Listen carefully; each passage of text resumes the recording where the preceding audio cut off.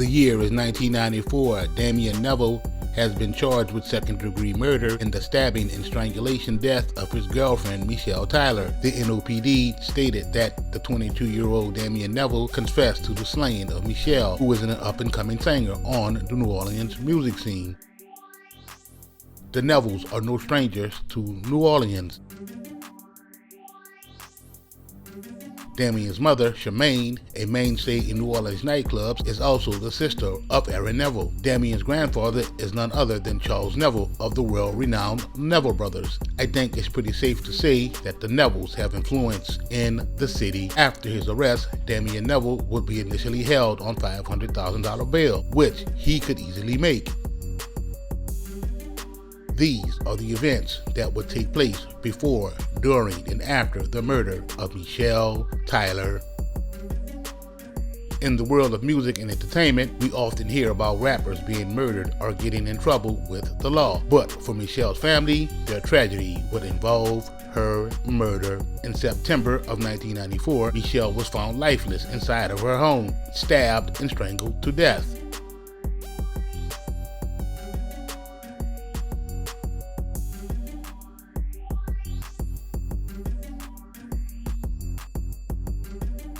Her boyfriend, Damian Neville, grandson of one of the famed Neville brothers, was arrested and charged for the crime. However, at trial, Damian will be found not guilty. Let's rewind. Michelle Tyler grew up in a disciplined 12-ward household with her two younger brothers run by their mother, Marie Tyler. While harboring her dreams of being a singer in junior high, the fun-loving, free-spirited Michelle was once a part of the choir and would sometimes perform at local events around the city. Her younger brother, Michael Tyler, who rapped under the name Mystikal, had just recorded his first single, Not That Nigga, for Big Boy Records in 1994. Michelle would feature on that debut single. The song was neither bounce nor gangsta rap. It was, however, an immediate sensation thanks to Mystikal's unique vocal flow. Mystikal's style was unlike anything ever heard coming from a New Orleans rapper. Aggressive, strong, and fast with tongue-twisting rhymes. Mike and Michelle, who had both signed to Big Boy Records, he as a rapper and she as an R&B act, had finally gotten a break they were looking for. Actually, she was part of. She had just signed with Big Boy Records too. That's the label that Sice and Chuck and Rob them had. It was called Big Boy Records, and she was signed as an R&B act, and I was signed as a rapper. In an unfortunate turn of events, the unthinkable would happen. Tragedy would intervene on the night of September the 22nd of 1994. Mystikal will find Michelle brutally murdered on his birthday, stabbed with a screwdriver and strangled. The lifeless Michelle had suffered 16 stab wounds and had been strangled with a telephone cord. To make matters worse, Michelle was wearing one of Mystikal's promotional t-shirts when she was murdered. I found my sister in her bed dead with a Mystikal promotional t-shirt on saying I'm not that nigga on it. At the time of her murder, Michelle and Damian Neville were living in the downstairs portion of her mom's 12-ward home. They had fixed up the basement like a little apartment until they had saved up enough money to be out on their own. It wouldn't be long before NOPD investigators would turn their attention to Damian, who would be arrested and charged for the crime. At the time of his arrest, Damian, a known smoker who was hooked on that hard, was hiding out in the Galileo Project. Damian, who initially confessed to the crime, would retract his statement, going on to say that the NOPD intimidated him into making a made-up confession. Damian would ultimately end up taking the case to trial, being acquitted of the crime. Lost for words, Mystikal and his family were devastated by the jury's decision. New Orleans natives would even speculate that Damian's Neville family name and fortune is why he beat the charge. Obviously dissatisfied with the outcome of the case, Mystikal had made up his mind to take matters into his own hands. But before he could do something that would have gotten him a life sentence, Mystikal's mom would stop him in his tracks, explaining to him whatever it is he was about to go out and do would not bring back his sister. I said, okay, that's all right. There's more than one way to skin a cat. But my mom, I don't know, the day I was gonna hit that fucking door and do something and probably never make it back home, my mom, she must have saw it in my eyes. She said, where you going, son? I don't know how the fuck she knew this. She said, listen, she said, that's whatever you think you're going to do is not going to bring Michelle back, and then I'll have 2 children gone. Mystikal would take heed to those words and never retaliate. During trial, Damien told a story that involved him being indebted to a big-time drug dealer with cops on his payroll. Damien's defense attorney later claimed during trial that the NOPD had beaten a confession out of Damien. Damien's attorney would also suggest that the drug dealers whom Damien owed money to were the actual killers, rather than Damien. With that being said, no one would ever be convicted of the crime. On March 4th of 2021, 27 years after the death of his sister, Mystikal would do an interview with Vlad TV. During that interview, Vlad asked Mystikal several questions about Michelle's murder. One of those questions was, does he believe that Damien actually murdered his sister? Well, from your point of view, you think he did it? What you mean? He said he did it. He said he did. I know he did. Absolutely, I know he did it. Yes, of course he did it. Okay. Yes.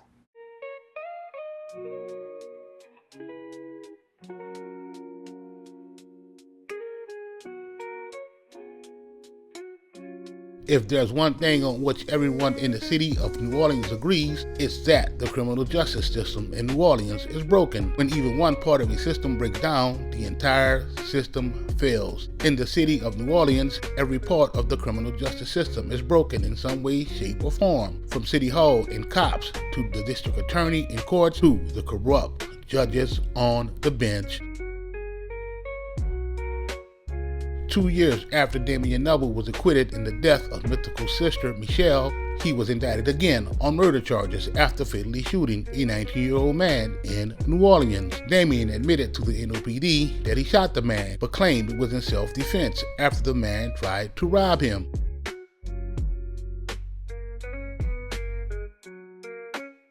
A criminal district judge would decide that prosecutors did not have sufficient evidence to hold Damien Neville on a lesser charge of second-degree murder. Prosecutors refused to say whether additional evidence was presented to the grand jury that returned Damien Neville's order held without bond. Damien was also facing an unrelated armed robbery charge for allegedly taking $40 from a 14-year-old acquaintance. Damien's attorneys, who had described him as a junkie during the trial in which he was acquitted of stabbing Michelle to death, would also claim that the shooting was done in self-defense. Damien would ultimately end up beating those charges, as well as going on to tell his side of the story as it pertains to Michelle's death on the Murder Master Music Show on June the 26th of 2020.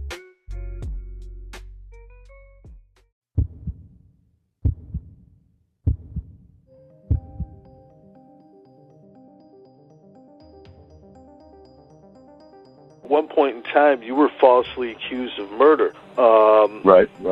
You care to talk a little bit about that situation and what went down with the police? Yeah, it's all good, man.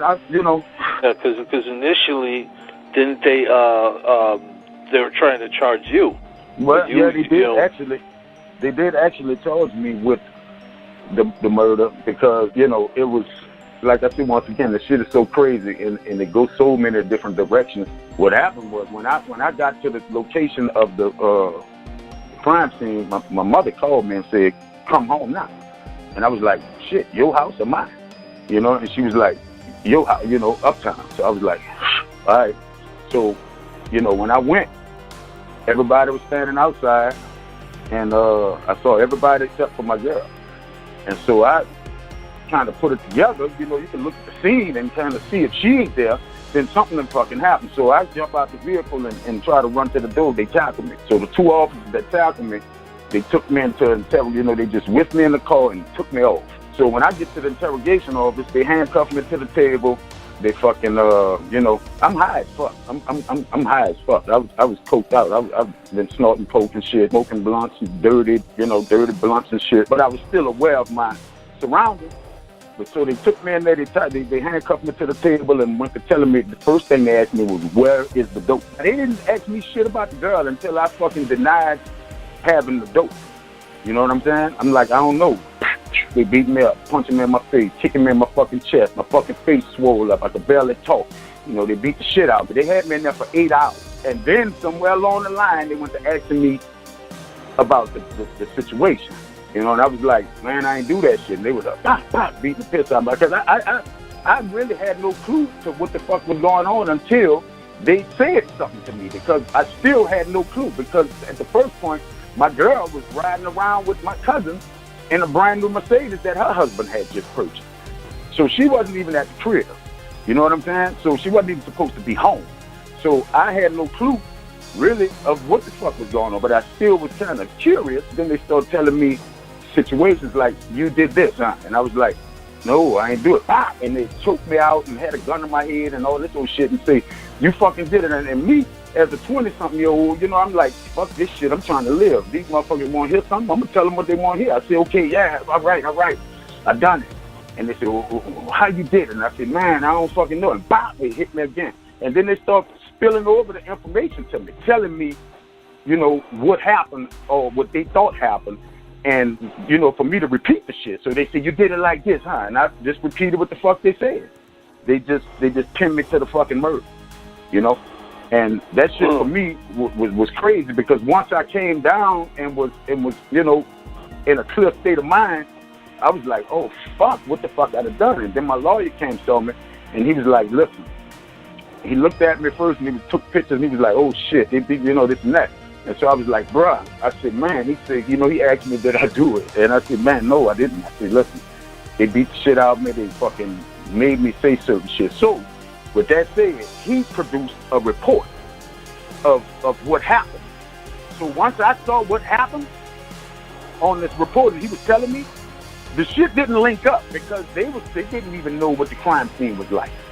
Because they was fresh on the, you know, they didn't even stay there and investigate or whatever and get the whole gist of the story. So when I found out, I'm like, God damn, all this shit, you know. So my story didn't match up with what the fuck they made me say. You know what I'm saying?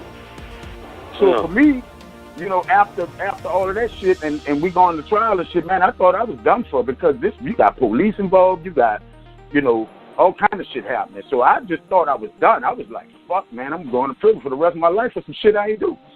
I say all the different shit I done in my life and you know, kind of got away with for street shit, and I get popped for something like this, some shit I did do, and I'm about to go to penitentiary for this? No, it's not about to happen. So my lawyer, you know, we did work shit out, and we went on ahead and started getting the fucking case together. You know, they found a couple of different fibers of hair and different shit on the scene, you know, and the way they described the crime, man, I'd have been covered in fucking blood. You understand what I'm saying? So they took me straight to the police station. So for me, man, look, this is a big fucking deal. All those years of walking around with, you know, holding on to some shit that I didn't do and never spoke on it and was just living my life, but still running across situations where people were saying, oh, that's that motherfucker who did this. You know what I'm saying? Because I never spoke on it. So they was fed one-sided information. You know what I'm saying? First of all, if I'm not guilty, they didn't have no fucking evidence. They didn't have nothing on me because I wasn't even home. I was somewhere else doing some other shit. So you had a rock-solid alibi then? Well, yeah, the alibi was rock solid, but if I would have told them actually what I was doing, they probably would have arrested me for that shit. But